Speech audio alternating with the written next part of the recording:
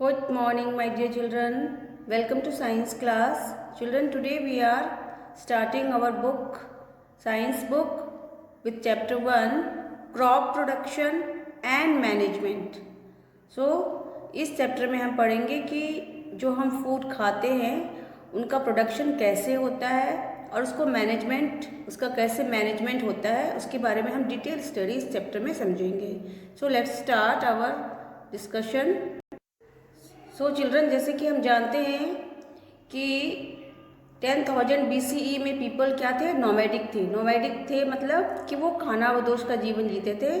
अपने भोजन की तलाश में, in search of food, they are wandering here and there. They wander करते थे, अपने एक जगह से दूसरी जगह जाते थे ताकि वो अपने फूड को सर्च कर सके. और वो क्या खाते थे?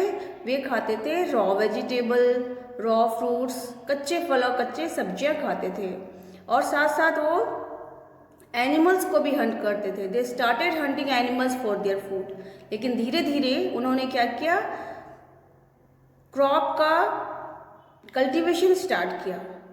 ठीक है, क्रॉप को कल्टीवेट करने की कोशिश की और उसमें उन्होंने राइस, वीट और बहुत सारे क्रॉप्स का फिर कल्टीवेशन, खेती करना स्टार्ट किया. तब से ही एग्रीकल्चर का बॉर्न हुआ.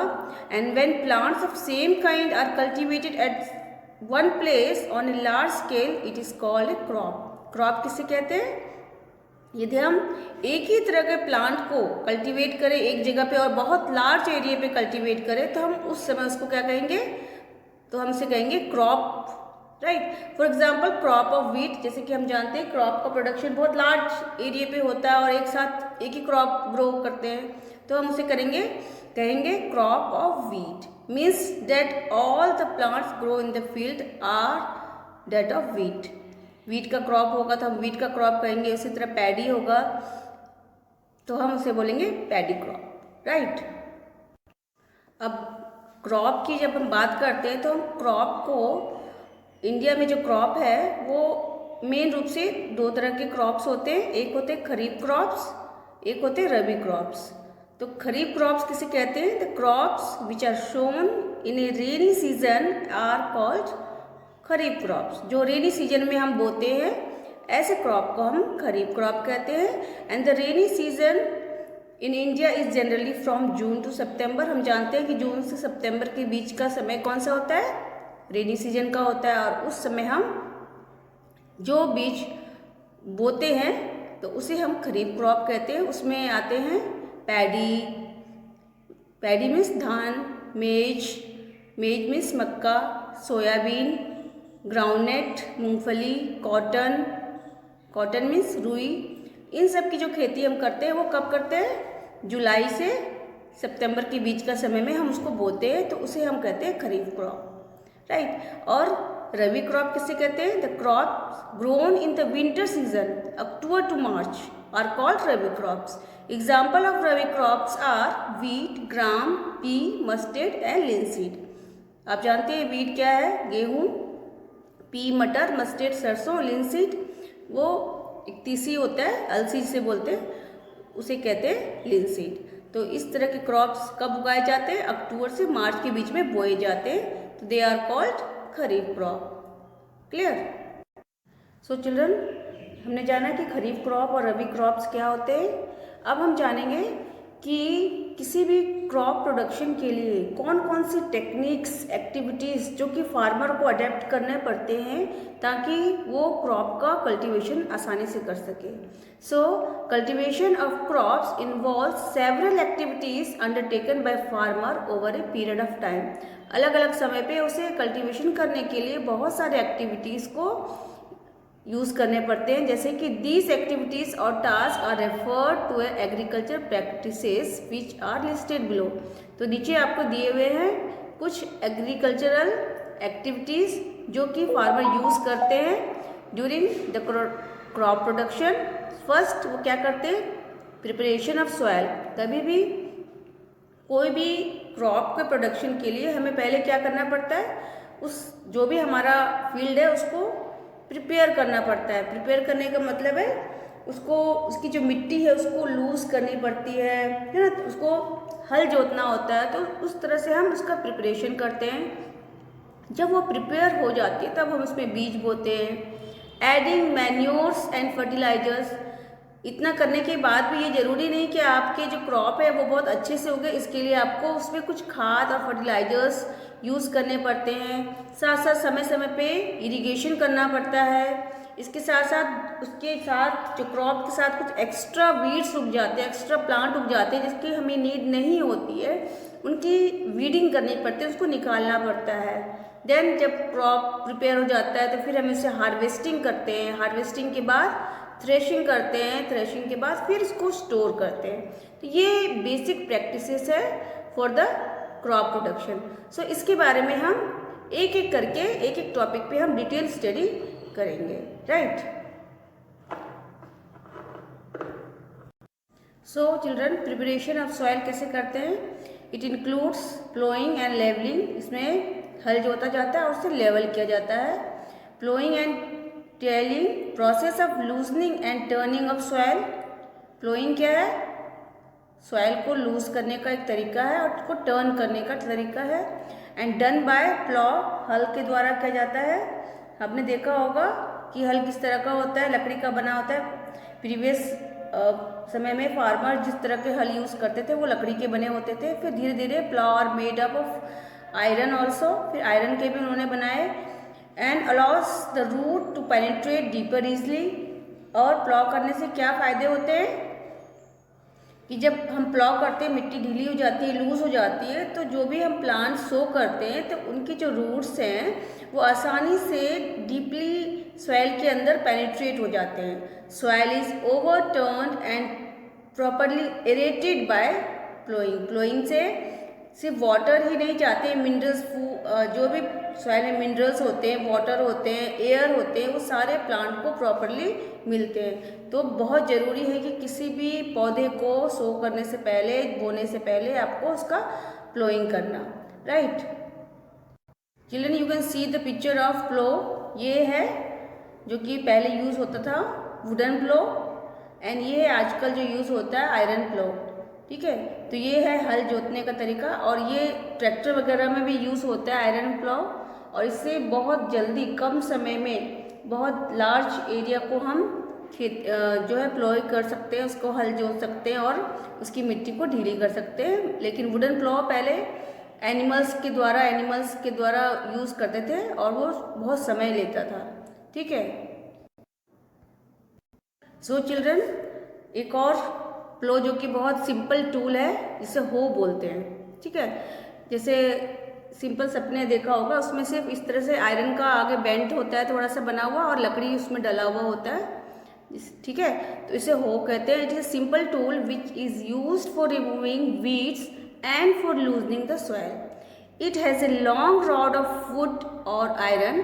उसमें आयरन के या वुड के रॉड लगे होते हैं। A strong, broad and bent plate of iron is fixed to one of its end and work like a blade, and it is pulled by animals के द्वारा भी कर सकते हैं, मैन भी उसे इस तरह से आप मिट्टी को लूज कर सकते हो खोद के, ठीक है। एंड कल्टीवेटर क्या होता है?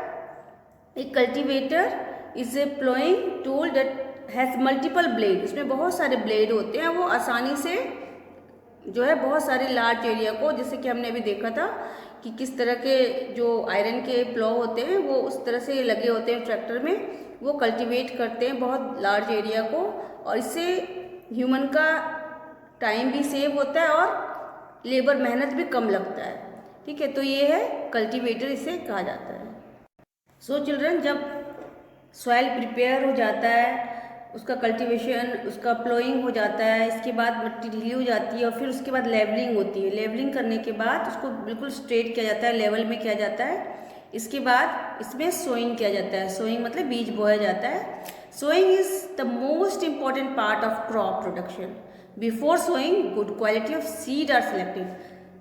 कभी भी जब हम खेती करते हैं तो क्या होता है, जब खेती करने में जब हम सॉइल को प्रिपेयर करते हैं, इससे पहले हमें सीड का सिलेक्शन करना पड़ता है कि गुड क्वालिटी ऑफ सीड हम अपने खेत में डालें ताकि हमें गुड क्वालिटी ऑफ प्रोडक्शन मिले। Good quality seed are clean and healthy seed of a good variety. Farmers prefer to use seeds which give a high yield. High yield का मतलब है कि ज़्यादा उपज दे, ऐसे सीड को फार्मर्स सिलेक्ट करते हैं। And before sowing one of the important task is to know about the tools used for sowing seed. पहले क्या होता था कि हाथों से भी सीड को सो करते थे, लेकिन अब बहुत से न्यू मॉडर्न सोइंग टूल्स आ गए हैं जिसके द्वारा जो है बीज मिट्टी में डाले जाते हैं। आप देख सकते हो पिक्चर में ट्रेडिशनल मेथड ऑफ सोइंग, इस तरह से ट्रेडिशनल मेथड है ये सोइंग करने का। और ये है सीड ड्रिल।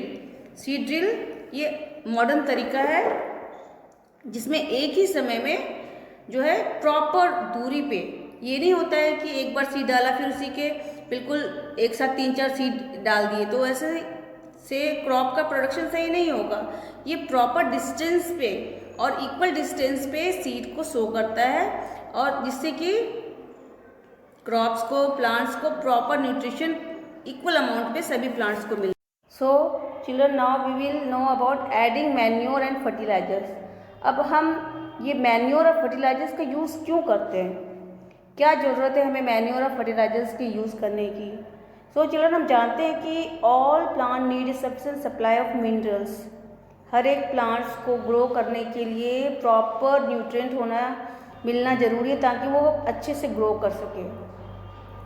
ऐसा होता है कि जब सॉइल में हम एक बार कोई भी प्लांट ग्रो करते हैं और फिर दोबारा कोई ग्रो करते हैं, एक से ज़्यादा बार जब हम किसी भी क्रॉप्स को ग्रो करते हैं तो कंटिन्यूस कल्टीवेशन होने से क्या होता है, उसमें न्यूट्रिशन की कमी हो जाती है, सॉइल में न्यूट्रिशन कम हो जाते हैं। तो उस न्यूट्रिशन को कम जो भी हो गए हैं न्यूट्रिशन, उनको फिर से रिप्लेस करने के लिए हमें सॉइल में मैन्योर डालने पड़ते हैं, फर्टिलाइजर्स डालने पड़ते हैं। सो मैन्योरिंग क्या होता है, the soil fertility require the application of manure और fertiliser, it is called manuring. Manuring वो प्रोसेस है जिसमें हम सॉइल को ऐसी चीज़ें डालते हैं सॉइल में जिससे उसका फर्टिलिटी बरकरार रहे, फर्टिलिटी कायम रहे, तो उसे हम मैन्योरिंग कहते हैं।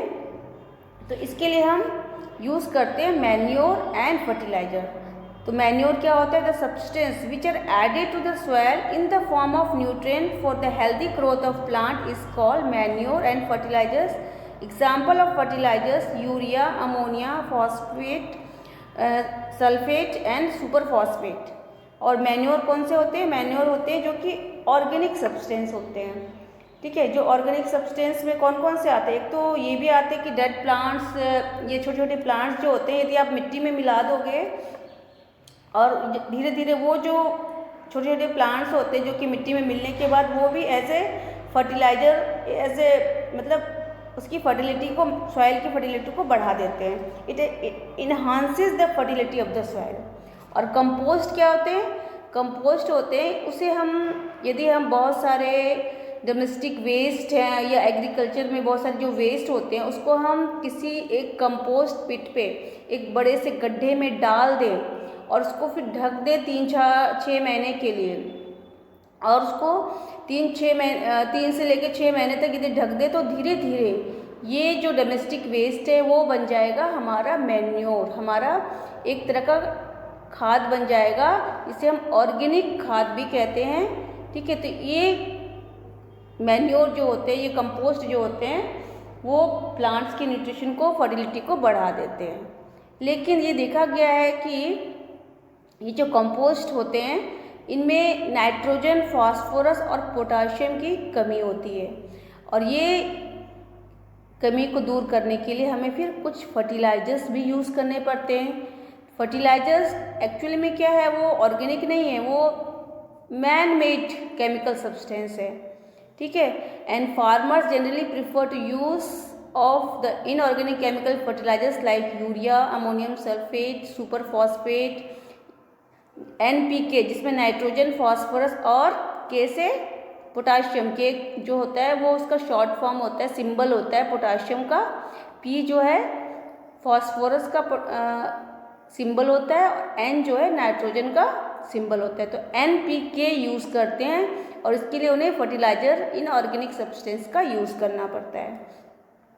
और ये फर्टिलाइजर्स लेकिन हम ज़्यादा ओवर यूज़ करेंगे तो क्या होता है, ये फर्टिलाइजर्स जो होते हैं फिर सॉइल की फर्टिलिटी को उस समय तो बढ़ा देते हैं, लेकिन कुछ समय के बाद ये बहुत सारे जो भी सॉइल के ऑर्गेनिज्म होते हैं उनको हार्म करते हैं, ठीक है। और ये यदि पानी में जो है रेन के थ्रू यदि हमारे वाटर में मिल जाते हैं, अंदर हमारे ग्राउंड वाटर में मिल जाते हैं, तो ये हमारे ग्राउंड वाटर को भी ख़राब कर देते हैं, जिससे कि बहुत सारा नुकसान होता है।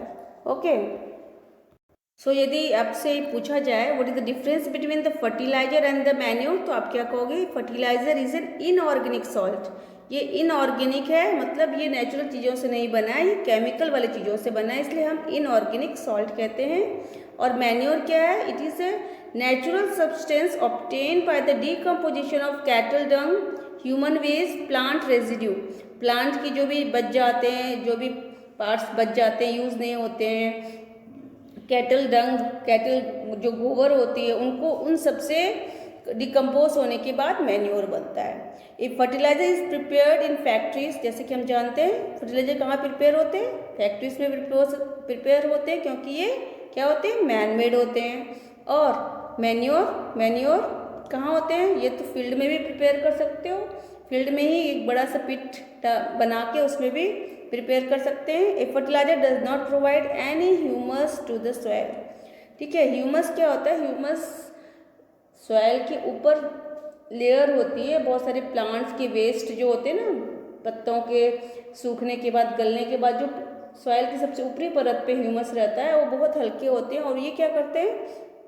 वाटर और मिनरल्स को एब्जॉर्ब करके रहते हैं। तो ये ह्यूमस फर्टिलाइजर प्रोवाइड नहीं कर पाता है, लेकिन मैन्योर के पास provide a lot of humus to the soil. Soil में ह्यूमस को प्रिपेयर या प्रोवाइड करने में हेल्प करते हैं। Fertilisers are very rich in plant nutrient like nitrogen, phosphorus, potassium. लेकिन फर्टिलाइजर में ये नाइट्रोजन, फॉस्फोरस, पोटाशियम बहुत ज़्यादा मात्रा में होते हैं, लेकिन मैन्योर में relatively less rich in these nutrient. ये न्यूट्रिएंट किसमें कम होते हैं? फर्टिलाइजर में कम मात्रा में, बहुत कम मात्रा में होते हैं, जिसकी वजह से हमें कभी कभी फर्टिलाइज़र यूज़ करना पड़ता है। इससे हमें पता है हमें इससे नुकसान होते हैं फर्टिलाइज़र से, लेकिन प्लांट के अच्छे ग्रोथ के लिए हमें फिर फर्टिलाइज़र यूज़ करने पड़ते हैं, क्योंकि मैन्योर में वो न्यूट्रिशन नहीं होते हैं जो कि फर्टिलाइज़र में होते हैं, right. So the advantages of manure: it enhances the water holding capacity of the soil, it makes the soil porous due to which exchange of gases become easy। यदि हम मैन्योर का यूज़ करते हैं तो plant की, soil की water holding capacity बढ़ जाती है, उनमें आसानी से गैस एंटर हो सकते हैं उसमें, और इसके साथ साथ फ्रेंडली माइक्रोब्स जो होते हैं सॉइल में वो इंक्रीज हो जाते हैं, जो कि प्लांट के ग्रोथ में हेल्प करते हैं। साथ साथ ये सॉइल के टेक्सचर को भी इम्प्रूव करते हैं। सो हमें कोशिश करना चाहिए ज़्यादा से ज़्यादा मैन्योर का यूज़ करें, राइट। चिल्ड्रन, और भी बहुत सारे मेथड होते हैं जिससे कि सॉइल का जो न्यूट्रिशन है वो बरकरार रहे। इसके लिए एक ये है कि कीपिंग द फील्ड फैलो, मतलब यदि हम फील्ड की फर्टिलिटी को बरकरार रखना चाहते हैं तो उसके लिए हमें फील्ड को कुछ समय के लिए खाली छोड़ देना चाहिए। मतलब उसमें प्लांट्स को रेगुलर, मतलब उसमें ग्रोथ नहीं, क्रॉप्स को ग्रो नहीं करना चाहिए, उसको कुछ सीजन के लिए क्या करना चाहिए? प्लांट को खाली छोड़ देना चाहिए, जिससे कि क्या होता है? During this process nutrient are replaced in the soil by decomposition of dead plant and animal. इस समय यदि हम खाली इस तरह के यदि हम टाइम देंगे फील्ड को खाली छोड़ के, तो वहाँ पे जो भी ग्रास, जो भी प्लांट्स ग्रो करेंगे वो डिकम्पोज होके वो ऐसे मैन्योर वर्क करेंगे और उसकी फर्टिलिटी बढ़ जाती है।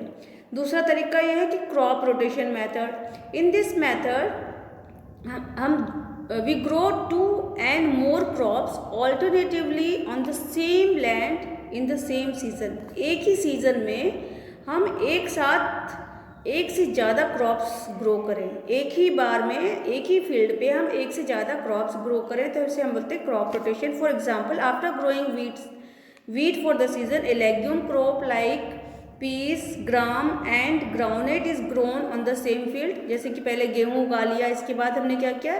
फिर हमने उसमें क्या उगाया? लेग्यूम्स, मतलब दाल वाले चीज़ें हैं, जैसे ग्राउंडनट, ग्राम्स, पीस, मटर उगा लिया।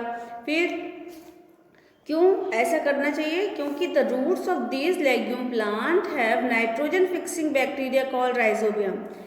जो लेग्यूम्स क्रॉप्स होते हैं, ऐसे प्लांट जो कि दालें उत्पन्न करती है, उनके जो रूट्स होते हैं, उन रूट्स में एक तरह का बैक्टीरिया होता है, उसे राइजोबियम बैक्टीरिया कहते हैं, जो कि क्या काम करते हैं?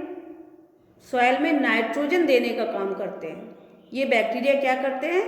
ये नाइट्रोजन प्रोवाइड करते हैं सॉइल को। वो क्या करते हैं? This bacteria help to convert atmospheric nitrogen into water soluble nitrogen compound that can be used by the plant and the soil is then ready for the next crop. ये bacteria क्या करते हैं? जो एटमॉस्फेयर में nitrogen होता है, जैसे कि हम जानते हैं कि एटमॉस्फेयर में 71% क्या है? नाइट्रोजन है। इस नाइट्रोजन को ये बैक्टीरिया आसानी से एब्जॉर्ब कर सकते हैं और फिर इसको सॉल्युबल नाइट्रोजन के रूप में सॉइल में वो दे सकते हैं।